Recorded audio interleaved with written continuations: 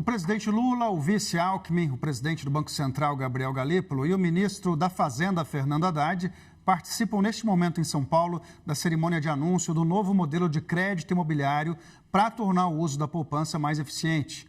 Haddad, falando agora, a gente vai acompanhar então.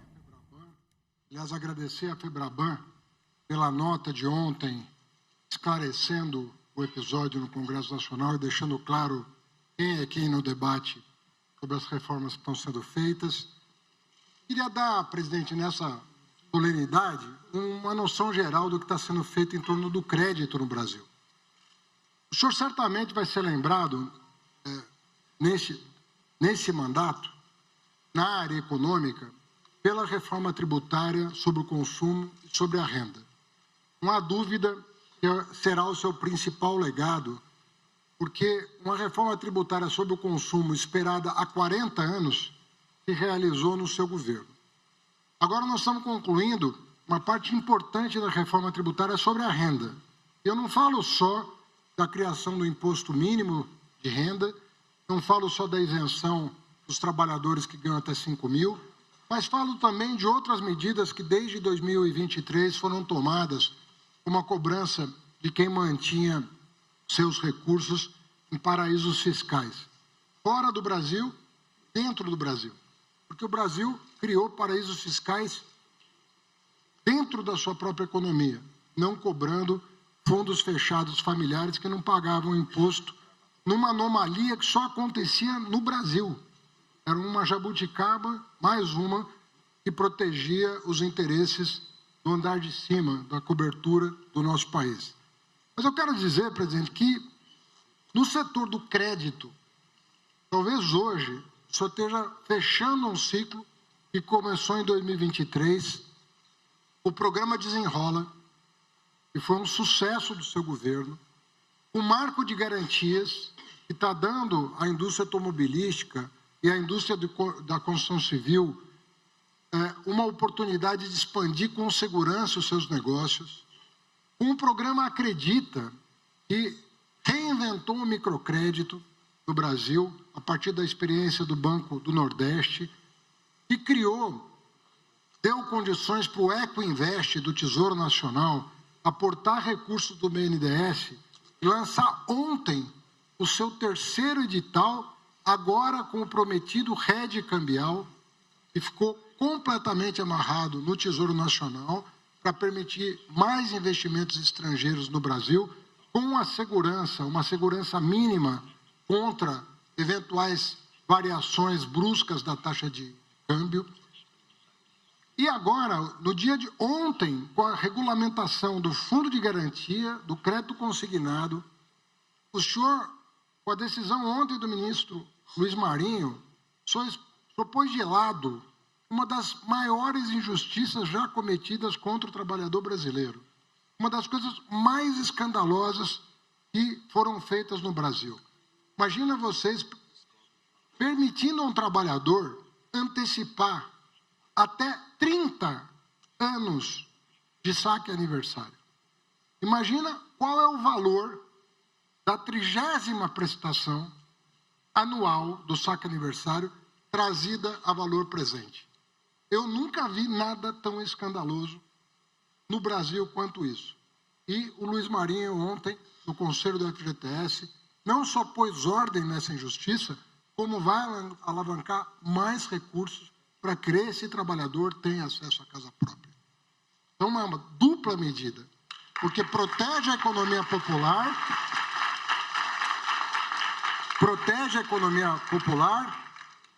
e garante mais redução do nosso déficit habitacional. E hoje, graças ao Banco Central, nós estamos fazendo uma medida estrutural. Eu quero fazer uma pequena colocação aqui para ser justo com o que está acontecendo. Nós poderíamos, presidente, atender o apelo não só do setor da construção civil, mas também dos bancos, de parte do setor financeiro, queria a liberação do compulsório. Mas o que está sendo feito aqui é muito melhor do que meramente tomar essa decisão. O Banco Central apresentou um modelo estrutural de mudança do financiamento, garantindo que todo todos aqueles penduricalhos da poupança deem lugar a um projeto estrutural que vai canalizar o dinheiro mais barato da economia brasileira para a produção da construção civil. Isso é muito mais do que liberar simplesmente 10, 20, 15, 100% do compulsório. Não é disso que se trata. E num modelo que garante sustentabilidade e segurança para os financiamentos. Então, eu convido a quem não está aqui presente, a quem não teve a oportunidade de ler o voto que foi aprovado ontem no Conselho Monetário Nacional por mim, Galípolo e Simone, olhar o voto para ver a consistência do modelo. E mais do que isso, nós estamos usando o primeiro ano, né, o ano de 2026, nós estamos usando esse ano para usar o dinheiro novo desse novo modelo numa modelagem que vai garantir crédito barato com dinheiro novo e vai nos permitir testar os parâmetros que foram estabelecidos no voto e que vão ser, graças a esse acordo de Banco Central, Planejamento e Fazenda, reavaliados anualmente. E nós esperamos que o ano que vem, no final do ano que vem, as condições de política monetária estejam substancialmente diferentes das atuais.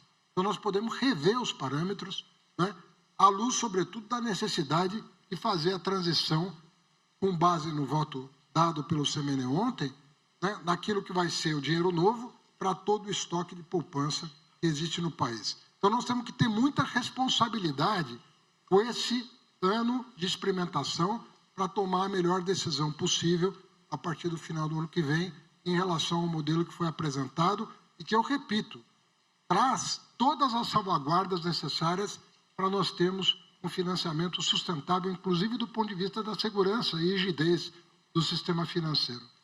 O senhor, portanto, presidente, o senhor está completando um ciclo de reformas de crédito que nós nunca, sem precedentes na história do Brasil.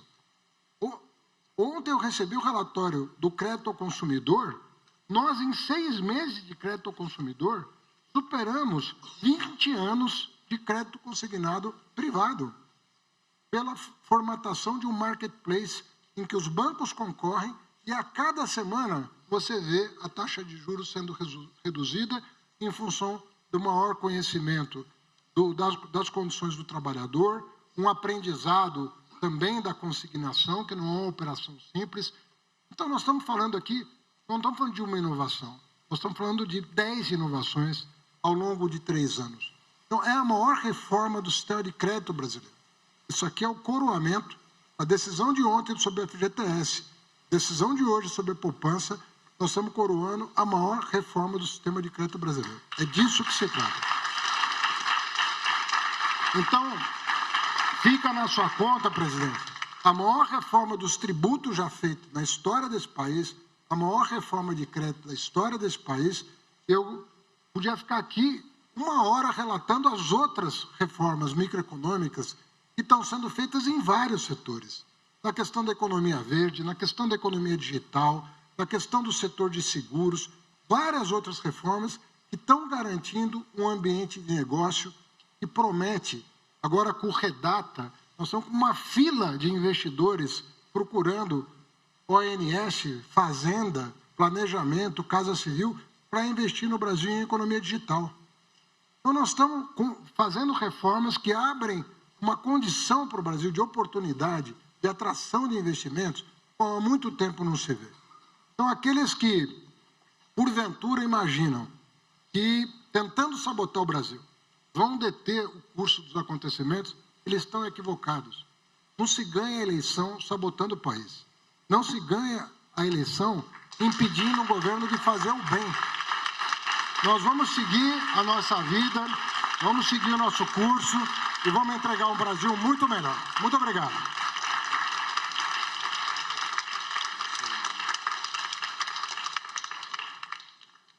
Então, aí, o ministro da Fazenda, Fernando Haddad, defendendo que foi feita agora a maior reforma do sistema de crédito brasileiro. Na sequência, quem vai falar é o vice-presidente Geraldo Alckmin, que, como a gente sabe, está muito investido aí nessa negociação comercial com os Estados Unidos. Vamos ver, então, o vice-presidente Geraldo Alckmin. Márcio Macedo, Márcio Albuquerque, deputados federais, Zaratini, Guilherme Boulos, Fernando Marangoni, cumprimentar aqui o Gabriel Galípolo, Carlos Vieira, da Caixa, Isaac Sidney, Febraban, Luiz França, Abrainc, Renato Correia, Sebic, Rodrigo Luna, Secov, amigas e amigos. Uma palavra telegráfica, presidente. Mas primeiro cumprimentá-lo por ter recriado o Ministério das Cidades, Jader. O século XIX foi o século dos impérios.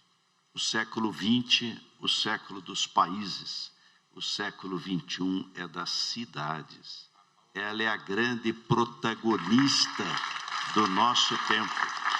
E nós vamos terminar o ano que vem com 3 milhões de contratos assinados de moradia no nosso país. Depois destacar, Haddad, você lembrou bem a questão da sustentabilidade e a lei do marco de garantias. O presidente Lula inaugurou ontem em Camaçari uma nova indústria automobilística, a BYD. Há poucos meses inauguramos em São Paulo uma outra indústria automobilística, GWM, Great Wall Motors. A lei do marco de garantias tornou o crédito mais seguro e baixou o spread. E o carro sustentável está vendendo 24% a mais nesse momento, zerando o IPI e sem gerar um déficit fiscal, porque compensa nos veículos mais poluidores. Estão ajudando o meio ambiente e ajudando a economia. Mas destacar o dia de hoje. Não é fácil comprar uma casa. Quem é rico não tem problema, mas o assalariado é difícil. O valor é alto. Me lembro quando comprei a minha casa em Pindamonhangaba, quando casei, foi a Caixa, Carlos, que me salvou. Antigo BNH, 30 anos para pagar e conseguir ter a casa própria. Aliás, parabéns, Carlos, à Caixa.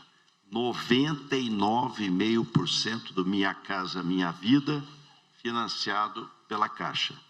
Aqui em São Paulo, quando governador, assinei com a presidente Dilma, presidente Lula, o Casa Paulista, porque como o terreno em muitos lugares é mais caro, então a gente complementava o Casa Paulista, a meta era 100 mil unidades e ultrapassamos bastante esse valor. E hoje um passo histórico. Nós estamos aumentando a oferta de crédito, 20 bilhões, estamos aumentando o teto para 2 milhões, atendendo classe média, e estamos modernizando o sistema brasileiro de empréstimos, o sistema brasileiro de poupança e empréstimo. Isso vai ser mais casa, mais emprego. Esse é um setor campeão em termos de geração de emprego e renda. E para encerrar, presidente Lula, e homenageando o Eduardo Suplicy, aqui presente, quando a gente lembra...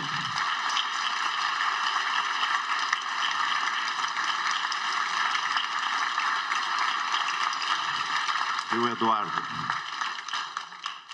Suplicy, quando a gente lembra de Campeão e PPP, é impossível não lembrar. Pagão, Pelé e Pepe e o Santos Futebol Clube. Bom trabalho.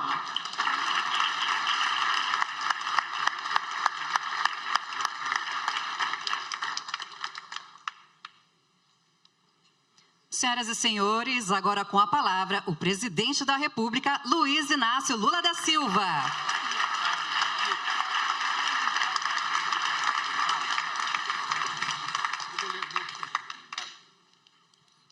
Eu vou fazer uma fala muito curta, eu vou ler a nominata, porque assim, eu falei muito. E também para agradecer as pessoas que nos acompanharam nesse encontro.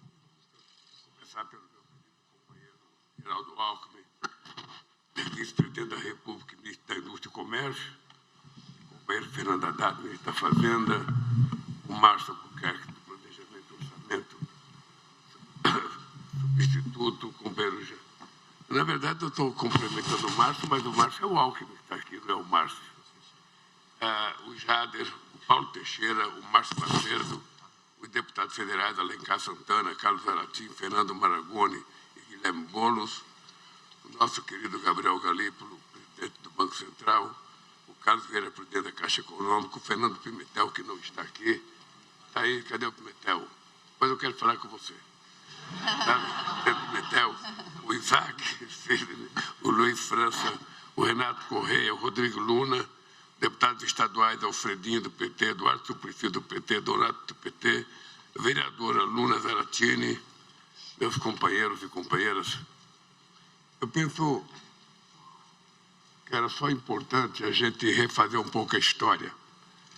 O companheiro Jade disse que tudo isso aqui aconteceu por causa do pessoal que trabalha com ele, que é muito competente. Aí disse também, pessoal, tudo que aconteceu também por causa do pessoal do Carlos. Também disse que o pessoal, tudo isso está acontecendo é por causa do pessoal da Caixa, que é muito competente, e eu vou dizer por que isso aqui está acontecendo de verdade. Isso aqui está acontecendo de verdade, Jader, porque um belo dia, o Haddad e eu fizemos uma reunião com os bancos. Estava presente o Itaú, o Santander, o Bradesco, e estava inclusive o BTG presente. Quando a grande reivindicação, o Isaac acho que estava presente, era para que eu liberasse 5% do compulsório destinado exclusivamente à habitação. Com base naquela reunião, eu fui chamar o Galípolo para dizer para ele qual era a expectativa da gente liberar 5% do compulsório. E ele falou, eu tenho uma coisa melhor do que liberar 5%, é liberar todo o compulsório. Bem, o dado concreto é que dessa reunião surgiu essa proposta de crédito que nós estamos fazendo hoje para o mercado.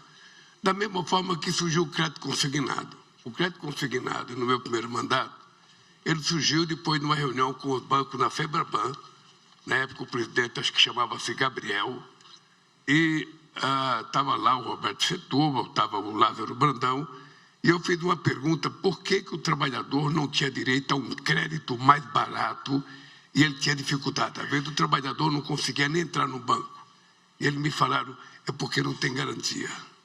E foi com base nessa garantia que a gente ofereceu a folha de salário como garantia para que a gente pudesse fazer o crédito consignado. Então, as coisas acontecem nesse país quando você tem um governo que tenha vontade de ouvir, e ao ouvir as coisas, ele tem a vontade de fazer as coisas andarem para frente. Porque se vocês analisarem uma fotografia do Brasil, vocês vão perceber que o nosso país é um país muito empobrecido, apesar da gente achar que não. E muita gente faz muitas críticas às políticas de inclusão social que nós fazemos.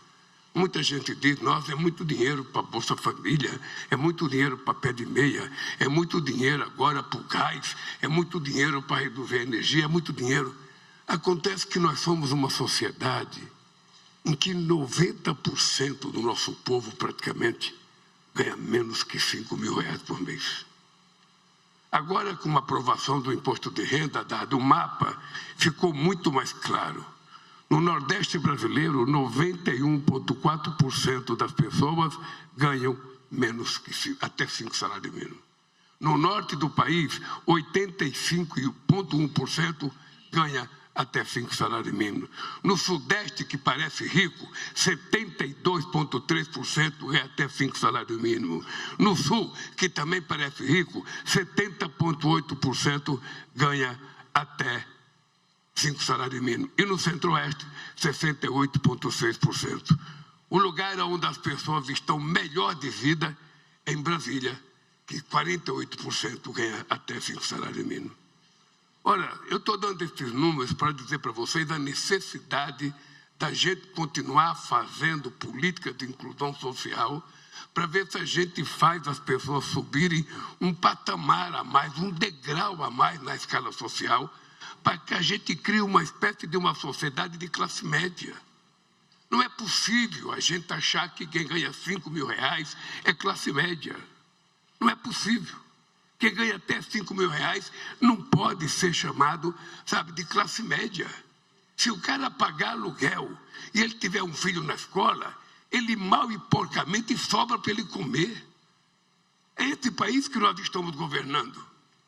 E é esse país que a gente manda um projeto de lei, depois de acordado no Congresso Nacional, para as pessoas que ganham acima de 600 mil, acima de 1 milhão, pagar uma merrequinha a mais, para que as fintechs paguem um pouquinho mais, para que a Bet pague um pouquinho mais, e que eles votam contra, sabe?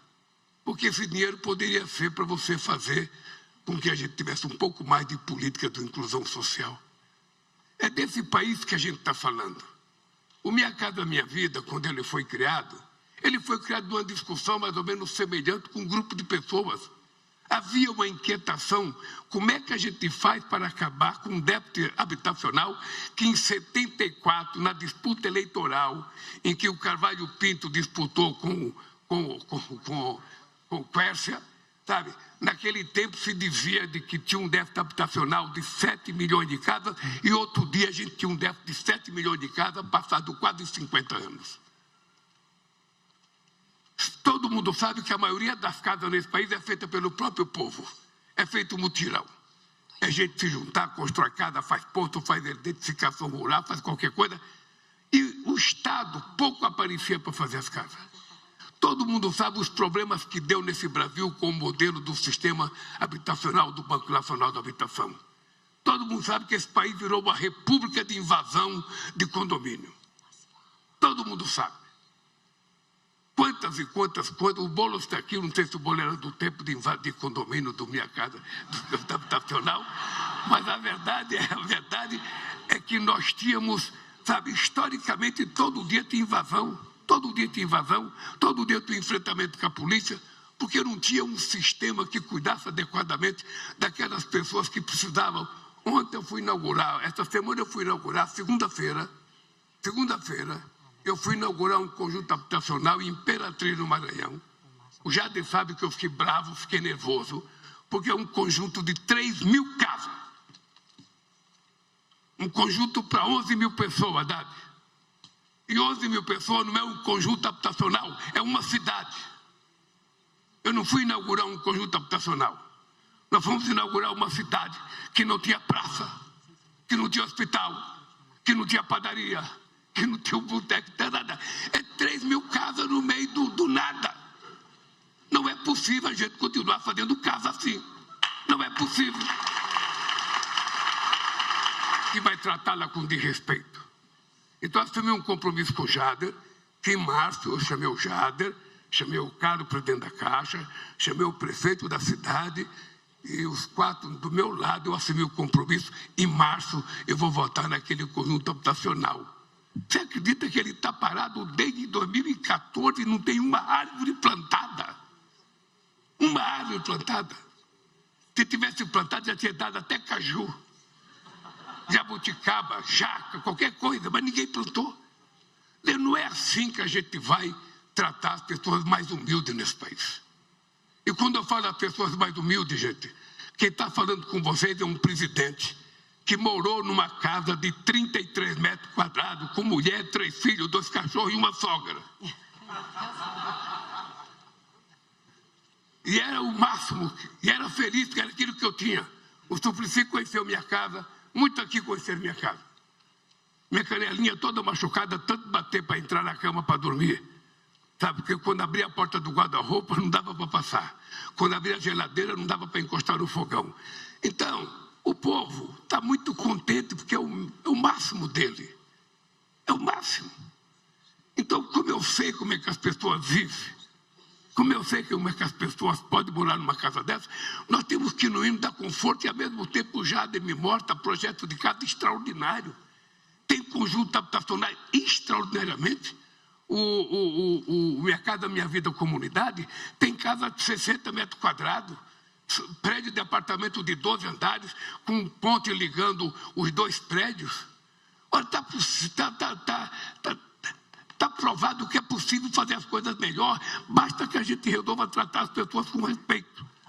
E aí vem a inquietação da classe média.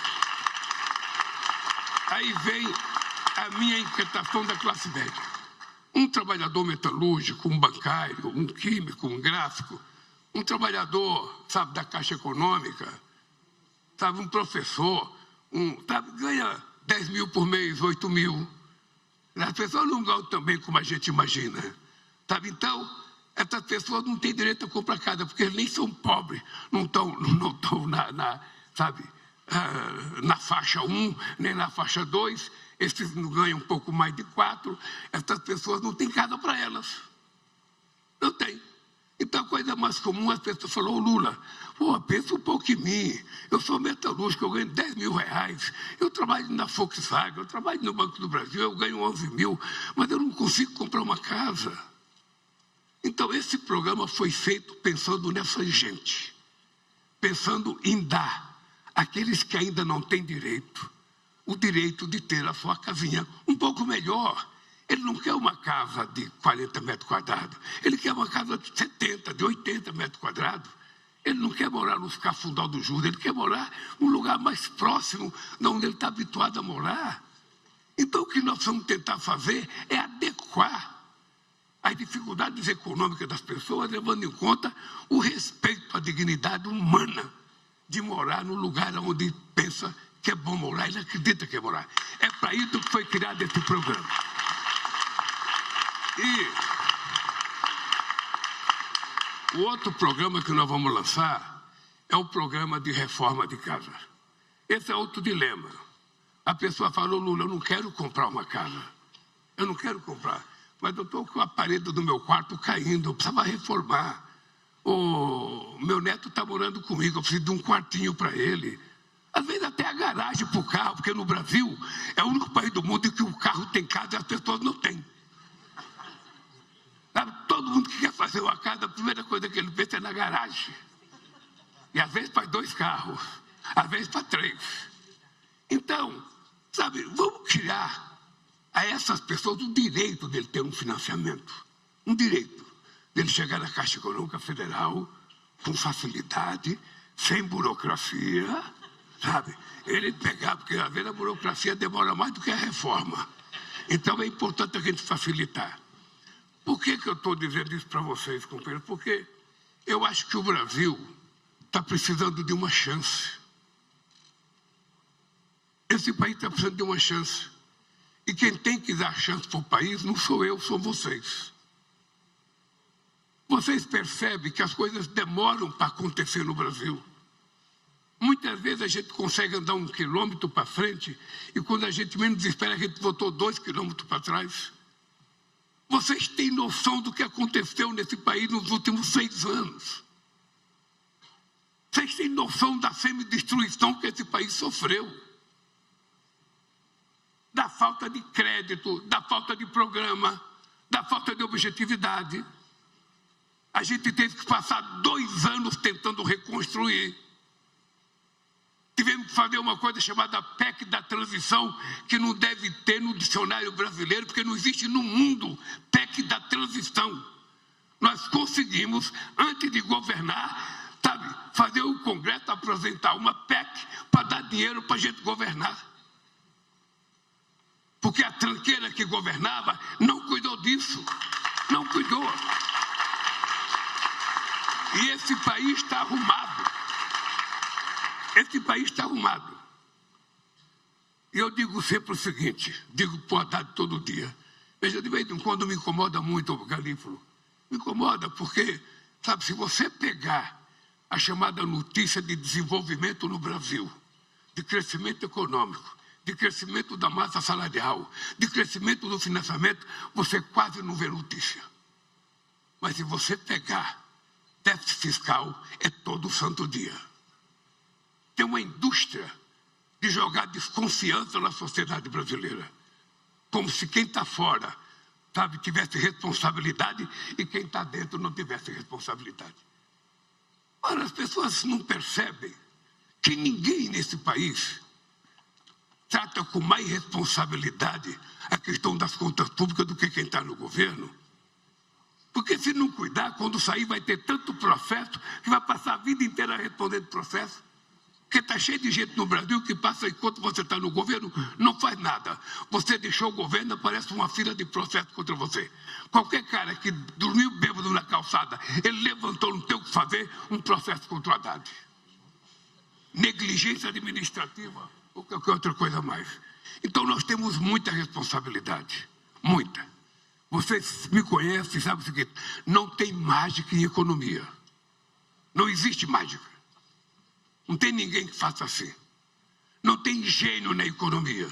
Se tivesse o Brasil, não tinha passado a miséria que passou. Então, eu fico pensando, gente, imagina uma coisa. Esse país nunca teve reserva internacional. Nunca teve. Fomos nós que criamos uma reserva de 370 bilhões, que até hoje é o que dá sustentabilidade a esse país. Até hoje. Ninguém mais fez. Porque nunca se pensou nesse país como nação, gente. Nunca se pensou nesse país de longo prazo. O que a gente quer para esse país?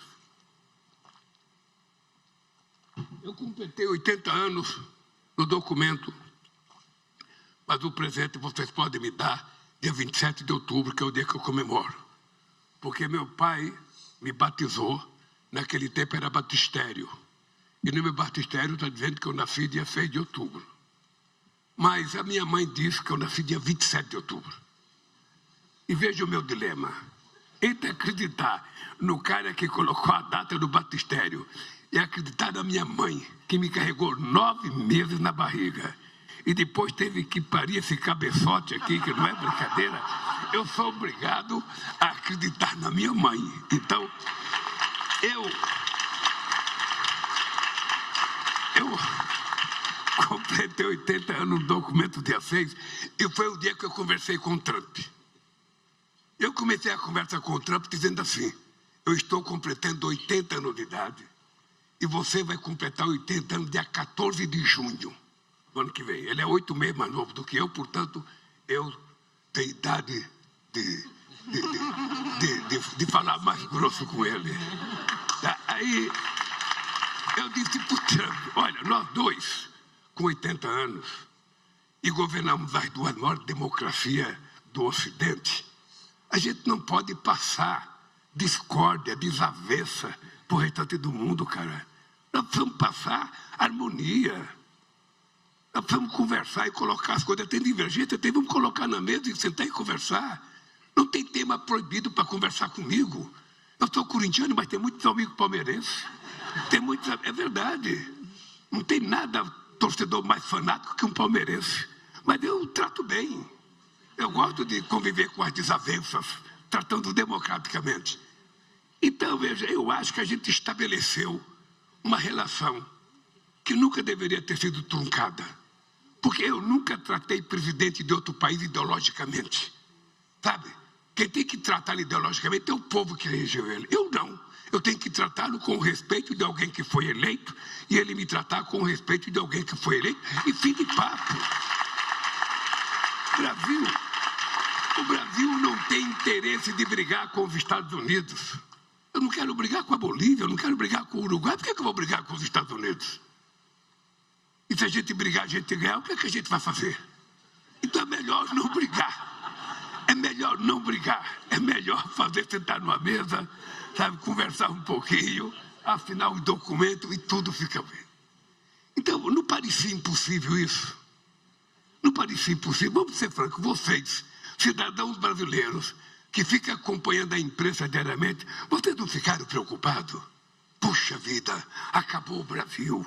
Não, não acabou o Brasil, sabe por quê? Porque a nossa orientação aqui, eu tinha o Alckmin negociando, o Haddad negociando, o Mauro Vieira negociando, eu dizia: a gente não vai ficar chorando do leite derramado, não. Se ele não quer comprar, a gente vai vender na China, a gente vai vender na Ásia, a gente vai vender em qualquer país do mundo. Eu estou indo para a Indonésia na semana que vem. Vou para a Indonésia, vou para a Malásia, vou participar do Congresso da ASEAN e vou lá para vender os produtos brasileiros. Sabe? Se quiser vender carro, eu vendo. Se quiser vender café, eu vendo. Se quiser vender laranja, eu vendo. Se quiser vender roupa, eu vendo. Ou seja, porque não dá para a gente ficar dependendo de um país ou do humor de um presidente de outro país. Essa relação é importante porque no mundo ninguém respeita quem não se respeita. Ninguém respeita quem não se respeita. Se você acha que lambebota te ajuda, vai cair do cavalo. As pessoas respeitam quando as pessoas percebem que você tem autoridade moral, tem caráter. Assim as pessoas te respeitam. É dentro de casa com os filhos, é dentro de casa com a mulher, é na família da gente, na vila que a gente mora, no local que a gente trabalha, nas empresas que vocês governam. Se você é um empresário que não te faz respeitar pela tua secretária, você está desgraçado. Então, é esse mundo que nós temos que criar no país. O Brasil está precisando de uma chance. Uma chance. A gente não pode crescer e cair, crescer e cair, crescer e cair. A gente tinha acabado com a fome em 2014. Em 2014, a ONU anunciou o Brasil está fora do mapa da fome. Eu votei em 2023, tinha 33 milhões de pessoas dentro do mapa da fome outra vez. Agora nós acabamos outra vez em 2 anos e meio. Aliás, eu vou para a FAO agora, sábado à noite, na segunda-feira, fazer um discurso lá sobre o fim da fome outra vez no Brasil. Mas você veja um país em que as pessoas ganham 90% até 5 mil reais. Nós precisamos elevar. Quanto mais essas pessoas ganharem, mais eles vão comprar casa, mais vocês vão melhorar a qualidade de casa, vai melhorar a qualidade do carro, vai melhorar a qualidade do televisor, vai melhorar a qualidade da comida, vai melhorar a qualidade da roupa das pessoas. Esse é o país que nós queremos construir. Esse é o país. O país não comporta mais banquirrotos. O Brasil não começa mais pessoas que prometem, quando você vai ver, não tem nada. E isso só vai ser resolvido se a gente colocar o pobre no orçamento da União. O pobre tem que estar no orçamento da prefeitura, o pobre tem que estar no orçamento, do Estado, o pobre tem que estar no orçamento da União. Se ele não estiver no orçamento, ele é tratado como invisível. Como invisível. Eu fui uma vez entregar uma casa no canal da Malária. Aqui alguém deve saber, lá em Recife, Olinda. Eu cheguei numa casa, a casa que tinha, não sei se ela tinha 30 metros quadrados, mas quando cheguei na casa, me deu um desespero. Eu fiquei falando para o governador e para a Maria Fernanda, que era presidente da Caixa, não é possível a gente entregar uma casa dessa em nome do governo. E a mulher do lado fala, presidente, não reclama não, isso é o céu para mim, presidente, vamos lá ver onde eu moro, isso é o céu para mim. Eu não sou adepto da teoria, de que é melhor pingar do que secar. Eu não sou adepto dessa ideia. Você tem que morar mal porque era pior. Não. Mas, gente, morei num quarto de cozinha quando eu vim de São Pernambuco para cá. Eu morei num quarto de cozinha na Vila Carioca. O Alckmin deve saber onde que é a Vila Carioca, na frente do armazém do IBC. Eu morei num quarto de cozinha com 13 pessoas. Então, eu cansei de miséria. Cansei. E eu acho que a gente tem que dizer que ninguém gosta de ser pobre, ninguém gosta de morar mal, ninguém gosta de se vestir mal, ninguém gosta de comer mal. A gente só não é melhor porque a gente não pode. E quem é que pode ajudar? O Estado. É isso que nós temos que fazer. Eu quero parabenizar vocês que se assumem o compromisso de construir essas casas junto conosco. Porque a gente não acreditava que fosse possível fazer um programa como Minha Casa Minha Vida. A gente não acreditava. Primeiro porque, na época, eu consultei a BIDIV e ela disse, eu só posso fazer 200 mil casas, é um grande programa. Um grande programa, 200 mil casas, num país de 200 milhões de habitantes, não é grande coisíssima nenhuma. O Guido Madica falou que 500 mil casas. 500 mil casas é pouco. Só passou a ser grande quando lembramos de 1 milhão de casas. Agora nós estamos falando em 3 milhões de casas até 2026, contratar até o final de 2026. Ainda é pouco. Porque vocês estão adquirindo conhecimento, mais conhecimento tecnológico, é preciso melhorar cada vez mais a qualidade da casa, inovação. Não pode fazer a mesma casinha de sempre. A casinha sem muro, casinha, que não tem uma porta de ferro, É preciso respeitar as intimidades das pessoas. Eu fiquei famoso no Rio de Janeiro porque eu exigi criar a sacada do Pum. Parece bobagem, mas eu falei e falo a sacada do Pum. Não é possível o cara morar num apartamento de 33 metros quadrados, sabe, fechado, parece uma gaiola, sabe, se ele não estiver bem, ou a mulher não estiver bem, ou a molecada não estiver bem, não tem uma varandinha para ele ir lá correr e voltar, ir lá correr e voltar. Não tem uma varandinha. Sabe? Ora, pô, isso é apenas respeito. Isso é apenas respeito. Então, gente, olha, eu quero dar os parabéns aos companheiros empresários que estão nessa jornada. Quero dar parabéns à Fazenda, ao Banco Central. Quero dar parabéns ao Ministério da Cidade, à Caixa Econômica. E quero dar parabéns, sobretudo, ao povo brasileiro. Espere que tem mais. Espere que tem mais, porque nós vamos resolver os problemas desse país. Um abraço, gente. Boa sorte. Obrigado. Está encerrada essa cerimônia, senhoras e senhores. Bom, vocês viram então o presidente Lula falando aí nessa cerimônia em que foi anunciada a liberação de crédito para essa faixa de renda aí de 12 até 20 mil reais.